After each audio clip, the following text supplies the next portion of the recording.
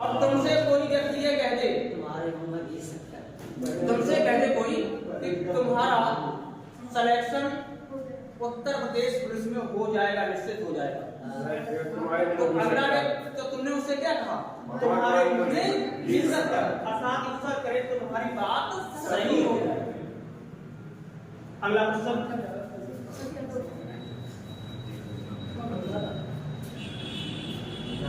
देखो दूसरा, निम्नलिखित शब्दों में एक वचन है और हमने तुमसे क्या बोला है? वचन की पहचान करते समय हमेशा कोई एक लिंग की पहचान हो, वचन की पहचान हो। तो देखो, प्राण हमेशा बहुवचन, प्राण हमेशा बहुवचन, दर्शन हमेशा बहुवचन, ओठ हमेशा बहुवचन। ये नित्य बहुवचनांत शब्द होते हैं। कौन सा? प्राण है, दर्शन है, ओठ है, ये हमेशा बहुवचन के शब्द हैं। और तेल कैसा है? एक वचन। तो इसमें एक वचन से संबंधित कौन सा है? तेल। अगला क्वेश्चन, मनोरम का संधि विच्छेद होगा। अब तुम ये कहो कि ऐसा क्वेश्चन हमको लिखाया नहीं गया, बताया नहीं गया, तो ये गलती तुम्हारी है। यहाँ पर जो मनोरम पूछा गया, इसका शुद्ध और सही अर्थ क्या होगा? विसर्ग संधि है। इसमें कौन सा आएगा? मनाधन रम। मना रम का अर्थ क्या होता है? रम माने रमण कर, मन माने मन माने मन, और रम माने क्या होता है? रमण या सुंदर, सुंदर। ठीक। तो यहाँ पर विकल्प का कौन सा सही है? संधि कौन बन गई? विसर्ग। और नहीं तो तुम्हारे पास कॉपी रखी होगी, देख लो, ये उदाहरण नीचे लिखा होगा। मनोहर, तपोवन, यशोदा, ये सब किसके उदाहरण हैं? विसर्ग संधि। तो मनाधन रम बराबर क्या हो गया? मनोरम। अगला क्वेश्चन, अंत्यन। बिल्कुल, ये इसको बोलते हैं, इसका सही अर्थ होगा, ये वाक्यांश है। तो वाक्यांश को उसने अर्थ सही अर्थ दे दिया है। और इसका ये इसमें विकल्प ये है, जो जन्म से अपंग हो, जो जन्म के उपरांत त्याग दिया गया हो, जिसका जन्म निम्न या अछूत वर्ग में हुआ हो, और जो जन्म से कुरूप हो। चार विकल्प दिए गए हैं। अंत्यन माने क्या होता है? ए, जो जन्म से अपंग हो, बिल्कुल गलत। जो जन्म से कुरूप हो, बिल्कुल गलत। अब विकल्प तुम्हारे पास कितने बचे? दो बचे। एक दिया जो जन्म के उपरांत त्याग दिया हुआ हो, और जिसका जन्म निम्न अछूत वर्ग में हो, तो क्या हो जाएगा? अगला क्वेश्चन, दूर से फेंक कर चलाया जाने वाला हथियार। ये सब वाक्यांश से संबंधित क्वेश्चन है। और हमने तुमको बोला था कि जो वाक्यांश से संबंधित है, पर्यायवाची हैं, विलोम शब्द हैं, मुहावरे हैं, इनको तुमको सीख से या किताब से बहुत से दिए गए, उनको तुमको पढ़ना। देखो, एक होता अस्त्र, एक होता शस्त्र। तो एक तो जैसे बंदूक है, तो हाथ में पकड़ के चलाई जाती है, परमाणु बम है, उससे फेंक कर चलाया। और जैसे भाला, जैसे अन्य कोई चीज तीर है। तो जो चीज हाथ से चलाई जाए और कोई चीज फेंक के चलाई जाए, तो इसका विकल्प कौन सा बन गया? अस्त्र। क्या हो जाएगा? अस्त्र। अगला, कुटिल का विलोम। कुटिल का विलोम, कुटिल माने टेढ़ा, और कुटिल का क्या हो जाएगा? सरल। कुटिल का क्या होगा? जटिल का क्या होगा? कुटिल, देखो, जटिल बात अलग होती है। जटिल बात कैसी होती है? जटिल माने होता है कठिन। जटिल माने क्या होता है? ये सवाल बहुत जटिल है, बहुत कठिन है। और कुटिल माने क्या होता है? वो उसका वो मन से बहुत कुटिल है, मन से बहुत कुटिल है। तो कुटिल का क्या होगा? सरल। अगला, घोड़ा का पर्यायी शब्द नहीं है। अश्व, घोटक, सैंधव, याक। कौन सा नहीं है? याक। ये तीनों विकल्प, अश्व, सैंधव, घोटक, ये तीनों किसके पर्याय हैं? घोड़ा। अगला, बताओ, मोहन से चला नहीं जाता, इसमें कौन सा वाच्य है? भाववाच्य है। क्यों भाववाच्य है? क्योंकि भाव में हमेशा हमेशा क्रिया की प्रधानता रहती है। मोहन से चला नहीं जाता, तो यहाँ चलना क्या हो गई? क्रिया। प्रधानता किसकी हो गई? क्रिया की। और क्रिया की जहां प्रधानता हो गई वहां कौन सा वाच होगा? भाव। अगला क्वेश्चन, लौकिक में प्रत्यय बताइए। अब अगर तुम्हारे 37-38 क्वेश्चन में 35 सही ना हुए ऐसे पेपर में तो कर दो।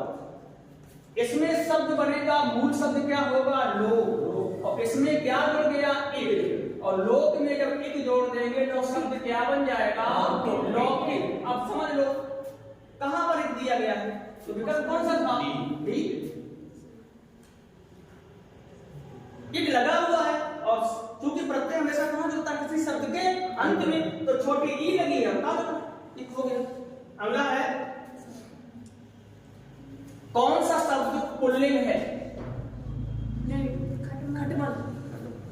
पुल्लिंग।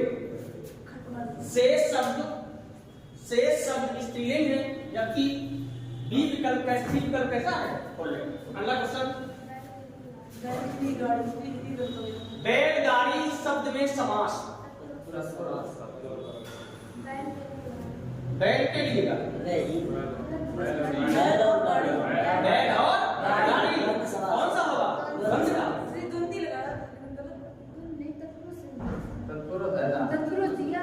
अब देखो इसमें यहाँ पर एक तो ये बन रहा है बैल और गाड़ी, तो दोनों पद प्रधान हो रहे हैं। दूसरा क्या है? बैल के लिए गाड़ी। देखिए यहाँ पर अगर सही सूत्र बन रहा है तो कौन बन रहा है? बैल और गाड़ी, जो दोनों पर प्रधान है। और तटपुरुष का रूप कैसे बनता है इसमें? ये बनेगा फिर तो बैल। अब देख लो, बैल को गाड़ी, मेरी बात समझना पड़ेगा। बैल ने गाड़ी, ये कर्ता हो गया, तो ने का प्रयोग तो होना नहीं क्योंकि तत्पुरुष समास तृतीया शुरू होता है। ठीक, तृतीया होगा बैल से गाड़ी, जो बन रहा है देखना, बैल के लिए गाड़ी लिख दिया गया, बैल से गाड़ी पंचमी आ गया, बैल का गाड़ी या ते गाड़ी या को गाड़ी, और बैल में गाड़ी या बैल पर गाड़ी। बताओ, तो एक केवल चतुर्थी में ये तो रूप हो रहा है कि बैल के लिए गाड़ी, ये तो हो रहा है चतुर्थी में बैल के लिए गाड़ी, और शेष में को लगा दोगे तो गलत, से लगा दोगे तो गलत, का लगा दोगे तो गलत, और में या पर लगा दोगे तो गलत, क्योंकि इसमें दोनों पर बैल भी और गाड़ी भी। वो हो सकता है कि ऑप्शन गलत हो जाए, ऐसी कोई बात नहीं। अगला ऑप्शन ए बनेगा तो डी बनेगा। ए तुम्हें कंफर्म हो चुका है, ये नंबर है। ये है डी। अगर डी लगवाया गया तो उसमें के लिए का प्रयोग कर दिया, बैल के लिए गाड़ी। ठीक है, तो माल गाड़ी तो उसको क्या होगा? माल के लिए गाड़ी, उसमें चतुर्थी का प्रयोग सीधे सीधा। तो सर ऐसी स्थिति में कौन लगा ऑप्शन? अगर जैसे एक ध्यान देना, जैसे ये चीज है माल गाड़ी, तो इसमें शुद्ध हो गया माल के लिए गाड़ी। ठीक, क्योंकि ये जो गाड़ी है वो किसके लिए है? माल के लिए। वो गाड़ी। और यहाँ पर अगर हमने लिख दिया डीजल गाड़ी, ध्यान देना पड़ेगा। डीजल की गाड़ी, अगर हमने लिख दिया यहाँ पर विद्युत गाड़ी, तो क्या होगा? विद्युत के लिए गाड़ी। क्या होगा? डीजल के लिए गाड़ी। तो मेरी पहले बात समझने की कोशिश करो। मैंने यहाँ लिख दिया ये माल के लिए गाड़ी, अगर हमने दूसरा लिख देते हैं सवारी गाड़ी, मेरे ध्यान से बात समझना, तो यहाँ हो जाएगा सवारी के लिए गाड़ी। ये गाड़ी किसके लिए है? सवारी के लिए। ध्यान से मेरी बात को समझ लेना। मैंने बोल दिया कि सवारी गाड़ी है तो सवारी के लिए गाड़ी है। सवारी और गाड़ी में अगर और का प्रयोग कर देंगे तो गलत हो जाएगा। ये किसके लिए गाड़ी है? सवारी के लिए गाड़ी है। ये किसके लिए गाड़ी है? ये माल के लिए। इसमें केवल माल ढोया जाता है, इसमें सवारी बैठ जाती है, इसलिए सवारी के लिए गाड़ी है। और इसमें डीजल गाड़ी, डीजल के लिए गाड़ी, गलत हो जाएगा। विद्युत गाड़ी, विद्युत के लिए गाड़ी, गलत हो जाएगा। उसी प्रकार से बैलगाड़ी, बैल के लिए गाड़ी। बस समझ लीजिए, बात समझ में आई? उत्साह का विशेषण उत्साह। क्या अगला अगला आगे बढ़ाइए।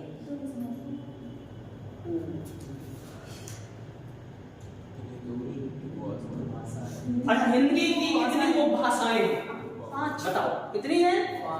5। और 5 में फिर बोलियों की संख्या 18। कितनी बन गई? उपभाषाएं 5 और उसके अंतर्गत आने वाली बोलियों की संख्या 18। ये तो साहित्य क्वेश्चन था, देखा भी होगा। कहे कवि बेनी बेनी ब्याल की चुराई नीमी, इसमें कौन सा अलंकार है? इसको स्पष्ट करना है। कहे कवि बेनी बेनी ब्याल की चुराई नीमी, इसका इसमें कौन सा अलंकार है? यमक अलंकार। क्योंकि यहाँ पर बेनी और बेनी 2 बार आया है। और समझ लेने की बात यह है कि एक तो बेनी कवि है और दूसरी बेनी माने चोटी। बेनी माने क्या होता है? बेनी का शुद्ध रूप क्या होगा? बेनी। बेनी माने क्या होती है? चोटी। तो यहाँ पर कौन सा अलंकार हो गया? अगला क्वेश्चन। देश रक्षा के लिए प्रत्येक नागरिक को संबद्ध रहना चाहिए, उद्धत रहना चाहिए, प्रबुद्ध रहना चाहिए। तो उद्धत रहना चाहिए। उद्धत माने होता है तैयार। उद्धत मीन्स क्या होता है? तैयार रहना चाहिए। देश की रक्षा के लिए हमारे देश के प्रत्येक नागरिक को कैसा रहना चाहिए? उद्धत रहना चाहिए, तैयार रहना चाहिए। चलो आगे। ये क्वेश्चन आया 21।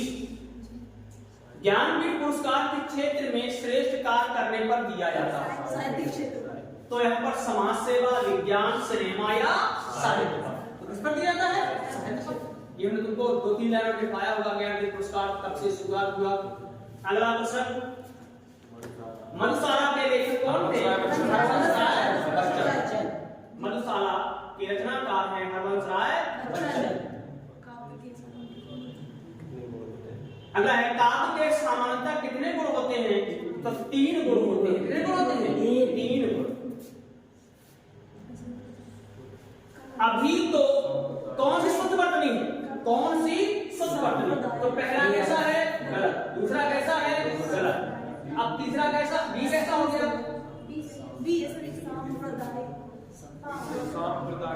सांप्रदायिकता।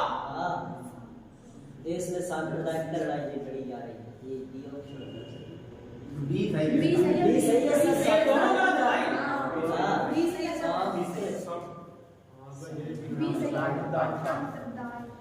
वो सही है बी। बी वाला सही है। आगे। अभी तो मुकुट बंधा था माथ, हुए कलगी हल्दी के हाथ, खुले भी ना थे लाज के बोल, खिले थे चुंबन सूर्य कपूर, आए रंग गया यह संसार, बना सिंदूर अनक अंगार, बात हाथ लटका है सुकुमार, पड़ी है छिन्ना भार, यहाँ पर कौन सा रस है? करोड़। कौन सा रस है? करोड़ रस है। इसका स्थायी भाव क्या होता है? आगे बढ़ना। कौन सा है इसमें? करोड़। वियोग की बात जब होती है, जब कोई बिछड़ जाए लेकिन उसको वापस आने की उम्मीद बनी रहे, वहां वियोग होता है। लेकिन यहाँ मिलने की कोई उम्मीद ही नहीं रही, और जहाँ पर मिलने की उम्मीद खत्म हो जाए वहां कौन रस होता है? अगर देखो शुद्ध बात, बाल पक जाने से कोई अनुभूति नहीं हो जाता, बाल पक जाने से लोग अनुभूति हो जाता है, बाल पक जाने से ही लोग अनुभूति होता है, बाल पक जाने से लोगों का अनुभव बढ़ते हैं। विकल्प कौन सा है? कोई अनुभूति नहीं होता है। अगला है सदगति में समास। सदगति तो तत्पुरुष समास, अव्ययभाव, कर्मधारय और द्विगु समास कौन सा होगा? सदगति भाव तत्पुरुष है। सदगति में समास की क्रिया क्या होगा?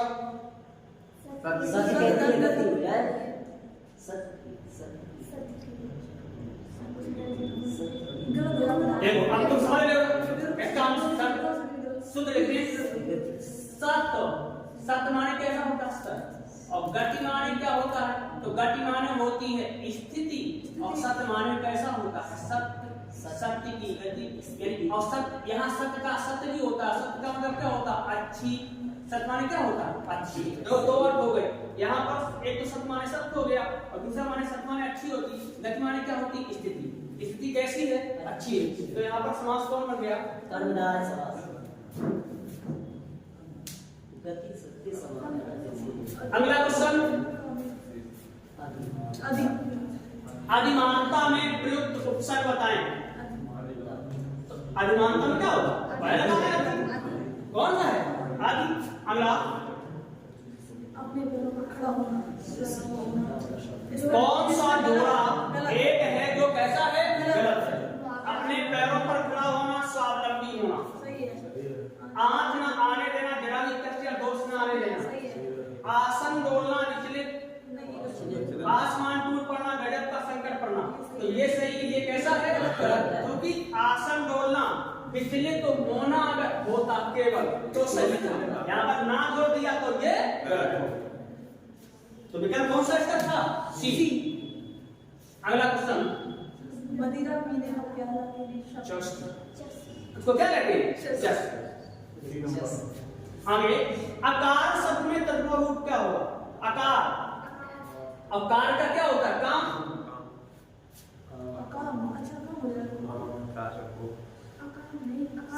ये कार भी दिया हमें, तो कौन सा होगा? कार। तो कार शब्द दिया है, काम क्यों नहीं होगा? बिना काम के। अगला, हाँ कार।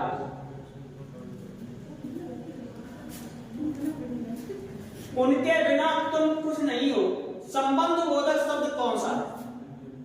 उनके बिना तुम कुछ नहीं हो, उनके बिना तुम कुछ। इसमें संबंध बोधक कौन है?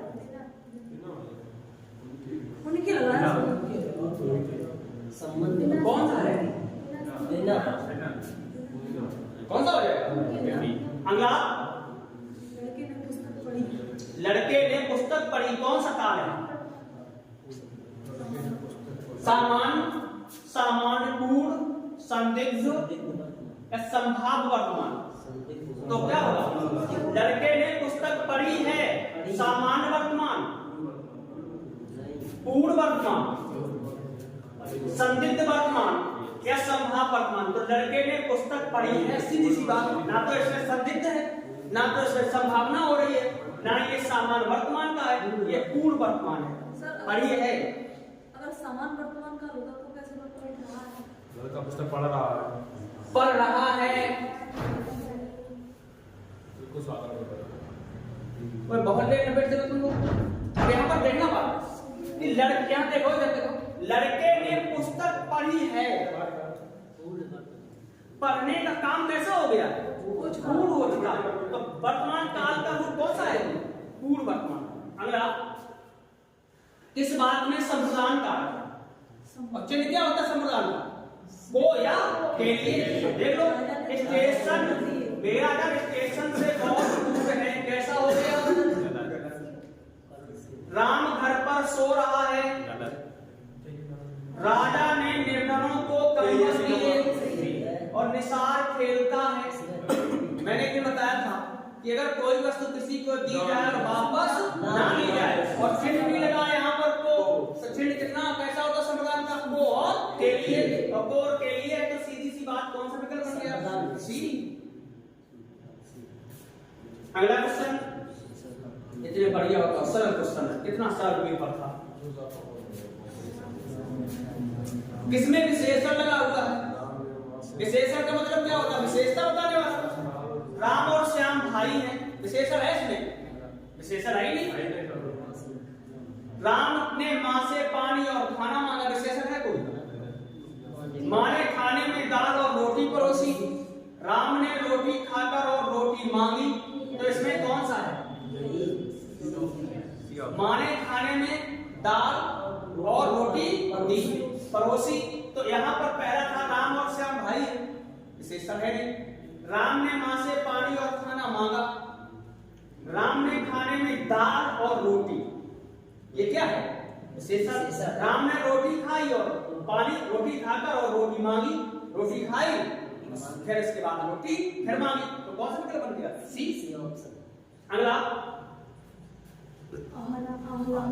आला का संबंध किस उपबोली से है? कौन से है? बनाफड़ी से। पराजय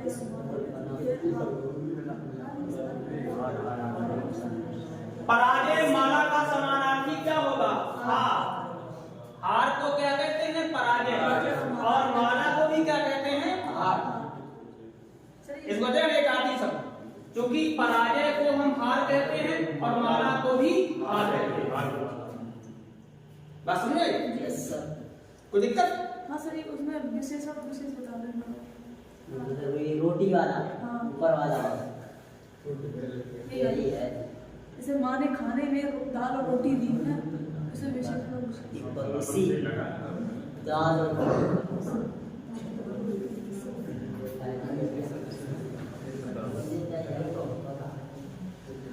देखो, पहले में कोई विशेषण का प्रयोग हुआ नहीं। दूसरे ने, राम ने माँ से पानी और खाना मांगा। अगर यहाँ पर पानी और खाना है तो यहाँ दाल और रोटी है। रोटी है। राम ने रोटी खाई और फिर रोटी मांगी। तो चूंकि यहाँ पर भी एक मान लिया कि ये रोटी शब्द है, ये भी यहाँ रोटी शब्द खाकर नहीं हो तो क्रिया होगा। वो कैसी क्रिया होगी? ये पूर्वकालिक क्रिया होगी। ये पूर्वकालिक क्रिया का प्रयोग हुआ और ये मांगना। तो यहाँ पर राम ने मां से पानी और खाना मांगा। अगर इस रूप में देखा जाए तो मां ने, जब उस दिन राम ने पानी और खाना मांगा, क्या दिया? मां ने खाने में दाल और रोटी दी। तो यहाँ तो विशेषण का हम रूप कौन मान सकते हैं? दाल और रोटी। दूसरा कोई विकल्प इसमें बन ही नहीं रहा, क्योंकि पहले विकल्प है नहीं कोई, अंत में कोई विकल्प बन नहीं रहा डी में, तो विकल्प बी और सी में थोड़ा डिस्टर्ब हो रहा है। तो यहाँ मां ने खाने में पानी और खाना मांगा, तो पानी और खाने की जब मांगा तो मां ने खाने में उसको क्या दी? दाल और रोटी। ये कौन सा है? ये विशेषण शब्द का प्रयोग